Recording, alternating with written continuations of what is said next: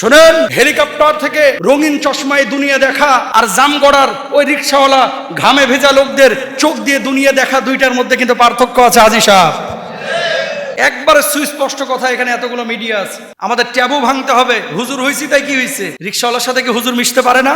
ঘামের ভেজাই গেঞ্জিওয়ালা জামাওয়ালা লোকদের সাথে যদি ইমাম খতিব মিশতে না পারে, যদি তাদের জন্য বড় বড় আলেমরা কিছু করতে না পারে, তাহলে এই আলেমকেও হয়তো আল্লাহর আদালতে কিয়ামতের ময়দানে দাঁড়ানো লাগতে পারে। কথা বলেন ঠিক কিনা?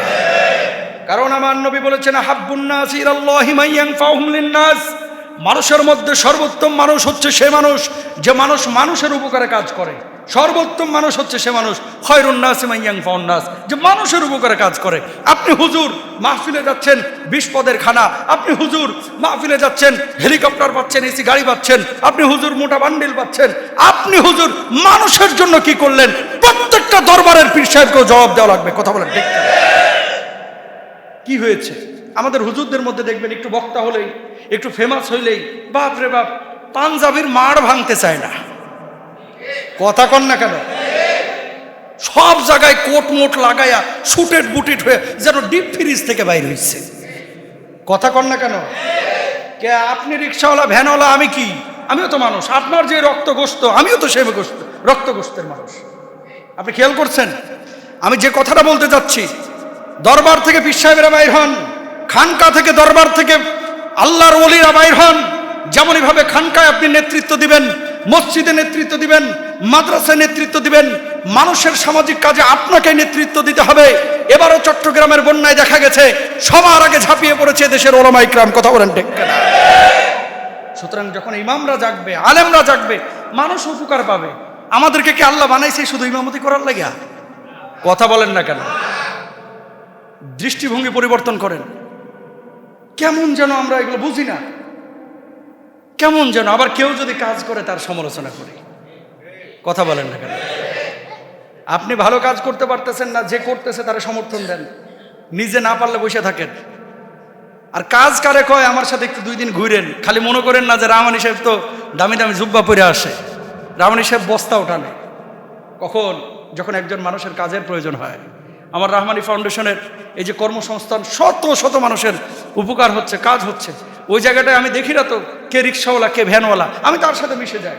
মানুষ অবাক হয়ে তাকায় থাকে যে হুজুর আপনি বাজারে, তো কি হয়েছে? আমি বাজারে আসতে পারবো না?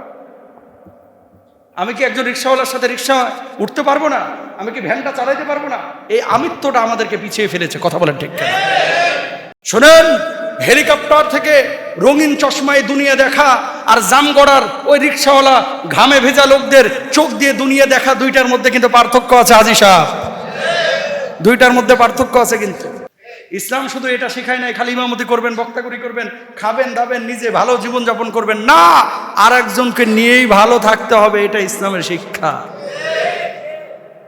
সুতরাং এই ট্যাবও আমাদের ভাঙতে হবে। আর যারা ভালো কাজ করে তাদেরকে সমর্থন দিতে হবে, ইনশাল্লাহ বলেন।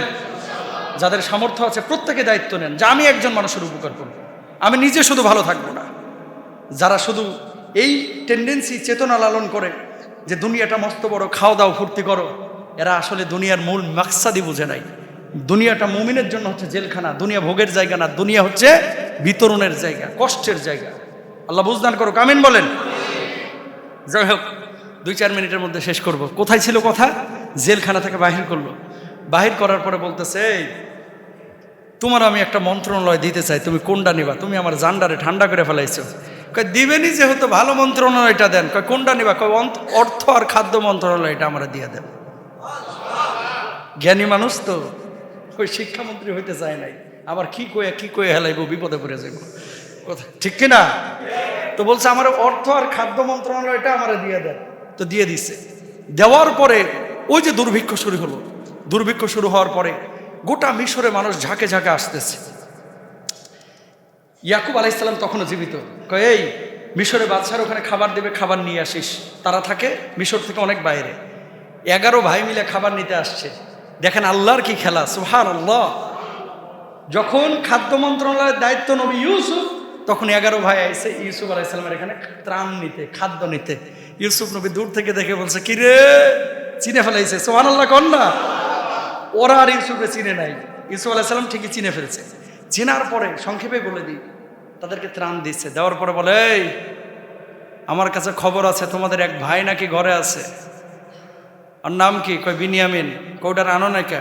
কয়টা ছুটু তো এর লেগে হাঁটতে পারে না, নিয়ে আসি নাকি কিছু একটা বলছে আর কি। কয় সামনে দিন যদি ওরে না নিয়ে আসো ত্রাণ পাবা না, ওরেও লাগবে।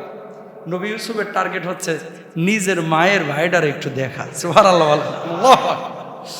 পরে 11 ভাই গিয়েছে, যাওয়ার পরে বলে, আব্বা এটা কেমন মন্ত্রী পাইছি। কয় কি হয়েছে? কয় বিনিয়ামিন রে ছাড়া নাকি ত্রাণ দিবে না, এটা কেমন মন্ত্রী? কয় নিয়ে যাস বিনিয়ামিন রে। নিয়ে গেছে। ইউসুফ নবী দেখার পরেই চিনে ফেলেছে। চিনে ফেলার পরে এমনি এমনি তো রাখবেন, একটা ওসিলা লাগে। আজিজে মিসরের একটা স্বর্ণের বাটি ওই বিনিয়ামিনের বস্তার ভিতরে ঢুকিয়ে দিয়েছেন ইউসুফ নবী। কেন? যাতে করে তার একটা কথা বলে এখানে রাখা যায় এবং ইয়াকুব নবীকে নিয়ে আসা যায়। ব্যাস, যখন বস্তার ভিতরে একটা স্বর্ণের পাত্র দিয়ে দেওয়া হয়েছে, দেওয়ার পরে বলছে, এই আজিজে মিসরের বাটি হারিয়ে গেছে, তোমাদের মধ্যে কেউ মনে হয় নিয়েছে এটা। কয় না, আমরা কেউ নিই নাই। কয় বিনিয়ামিনের এটা চেক করো। বস্তা চেক করে দেখে বাটি ওর ভিতরে। ইউসুফ নবী বললেন, বিনিয়ামিনকে নিতে পারবা না, তোমরা চলে যাও। আর এইদিকে কানে কানে বিনিয়ামিনকে বলছে, বিনিয়ামিন রে, আমি তোর সেই ছোটবেলার ভাই ইউসুফ, খবরদার মন খারাপ করিস না। জোরে বলেন আল্লাহু আকবার। কূপ থেকে কোথায় নিয়ে গেল? রাষ্ট্রনায়ক। কূপ থেকে মন্ত্রণালয়ের মন্ত্রী। একবার জোরে সরে বলেন আল্লাহু আকবার। শিক্ষা কি? আল্লাহ রব্বুল আলামিন একেবারে মাটি থেকে আসমানে তুলে দিতে পারেন যদি আল্লাহ চান করে মানুষকে, ঠিক না? তারা চাইলে হত্যা করতে, আল্লাহ বানিয়ে দিলেন কি? মন্ত্রী। সুবহানাল্লাহ। মন্ত্রী হয়ে গেলেন হযরত ইউসুফ আলাইহিস সালাতু ওয়াস সালাম। এরপরে এই 11 ভাই ইয়াকুব নবীকে নিয়ে আবার এসেছেন।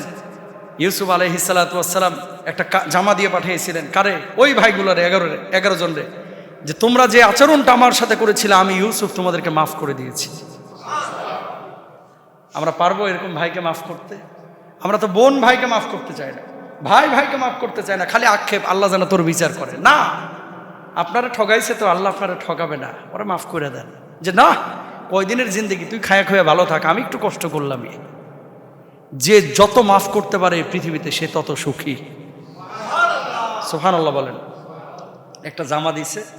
জামা দেওয়ার পরে ইয়াকুব আলাইহিস সালাতু ওয়াস সালামের এই সন্তানদেরকে ইউসুফ নবী বলে দিছে, এই জামাটা নিয়ে যে খালি ইয়াকুবের চোখে লাগাইবা, সাথে সাথে কিছু একটা হবে। চোখে লাগাইছে আর অমনি দৃষ্টিশক্তি ফিরে আসছে। সুবহানাল্লাহ।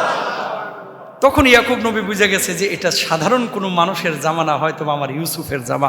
আব্বা ঠিকই ধরছেন, আপনার ইউসুফ আজকে কূপে নাই, আপনার ইউসুফের ব্যাপারে আমরা মিথ্যা কথা বলেছিলাম, আব্বা আমাদেরকে মাফ করে দেন। আপনার ইউসুফ জীবিত, এখন মিশরের অর্থমন্ত্রী, খাদ্যমন্ত্রী। জোরে বলেন সুবহানাল্লাহ। আল্লাহ কারে কিনা করতে পারে। যাই হোক, সময় শেষ। এখান থেকে শিক্ষাটা কি? শিক্ষা হচ্ছে মানুষকে ক্ষমা করে দেওয়া, শিক্ষা হচ্ছে মানুষকে ভালোবাসা, শিক্ষা হচ্ছে ধৈর্য ধারণ করা, যেগুলো আগেই বলে দিয়েছি। ওই যে 10টা শিক্ষা, যে পুরো এই 111টা আয়াতের মধ্যে 10টা শিক্ষা ছিল। কলিজার টুকরা ভাইয়েরা, এখান থেকে শিক্ষা নেন, জীবনটাকে সাজান। সবশেষ যে দোয়াটা করেছিলেন ইউসুফ আলাইহিস সালাতু ওয়াস সালাম, তিনি দুনিয়ার ক্ষমতা পেয়ে আখিরাতকে ভুলে যান নাই, দুনিয়ার ক্ষমতা পেয়ে ভাইগুলোকে ভুলে যান নাই, আত্মীয় স্বজনকে ভুলে যান নাই। তিনি হক আদায় করেছেন, সব সময় দোয়া করতেন, রব্বি কদ আতাইতানি মিনাল মুলকি ওয়া আল্লামতানি মিন তাউযিলিল আহাদিস তাওফানি মুসলিমান ওয়া আলহিকনি বিস-সালিহিন। আল্লাহু আকবার। এই দোয়াটা আপনারা বেশি বেশি করবেন ইনশাআল্লাহ। আল্লাহ তাআলা তৌফিক দান করুন।